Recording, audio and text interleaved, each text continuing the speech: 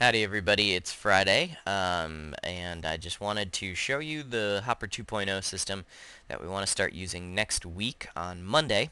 Blythe and Sarah are going to certainly help you out the first time as you use the new system. I don't think you're going to find it radically different from the old system. It's just got some enhancements. Wanted to show you as a sort of a sneak peek to that though, what the changes are.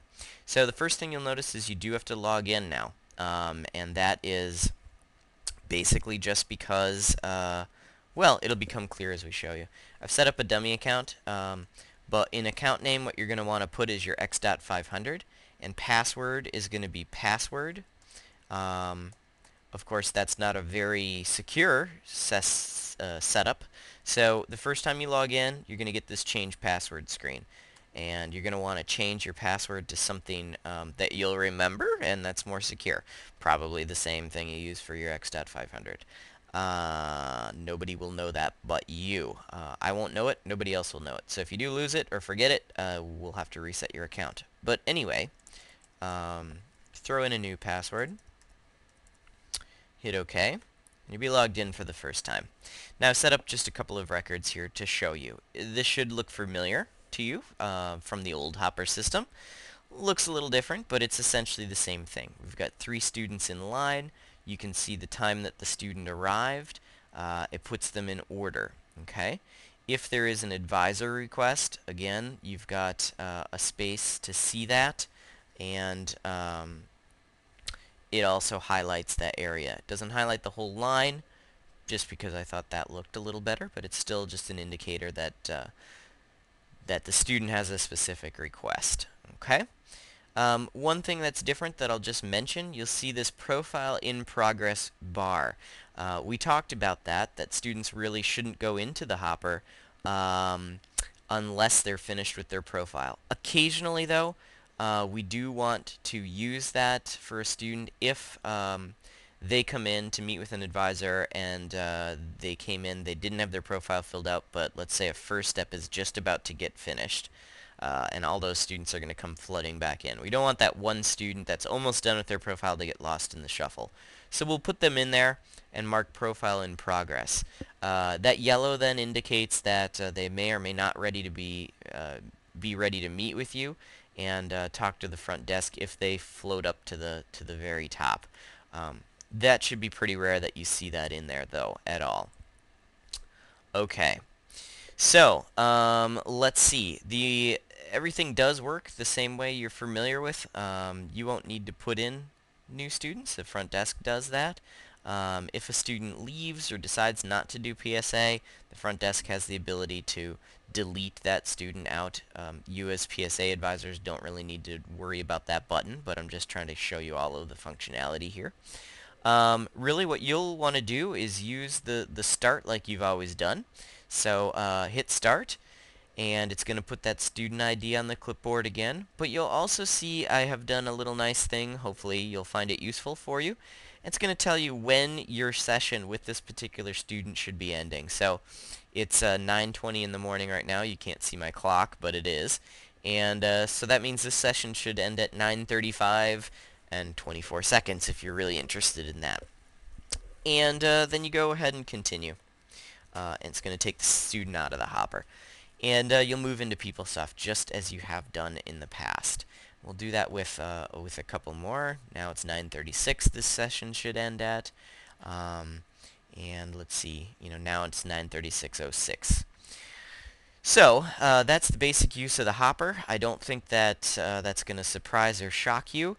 One thing I do want to show you is the retrieve ID.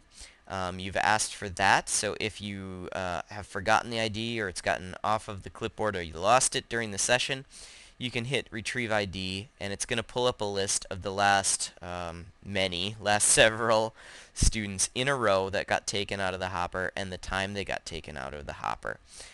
So you'll be able to grab that ID again real quick if you have misplaced it. So hopefully you like those 2 new features. That's really all that there is new for you. One other thing to note is it does show you who is logged in up here. So I'm logged in as advisor, but when you're logged in, it of course will show your X.500 there. And if it's not your x.500, you hit the login, log out, and log in as yourself. Okay, so I'm going to switch my login here to me. Now what you'll notice is it didn't switch over. Don't be alarmed. It does actually switch over. This is an older version of FileMaker I'm working on, so on my version right here it doesn't switch until I do something with a record. But it will switch for you immediately, and that's been tested. I want to show you the back end of this system real quick, just so you know what's different about it for us at the front desk, or what we're doing. This is nothing you need to do, nothing you need to worry about, and in fact you won't be able to get at this background information unless you're an administrator, which most of you won't be. But what happens here, what makes this a better system for us is in the background, once you take a student out of the hopper, it's going to populate this long list of this long report, essentially.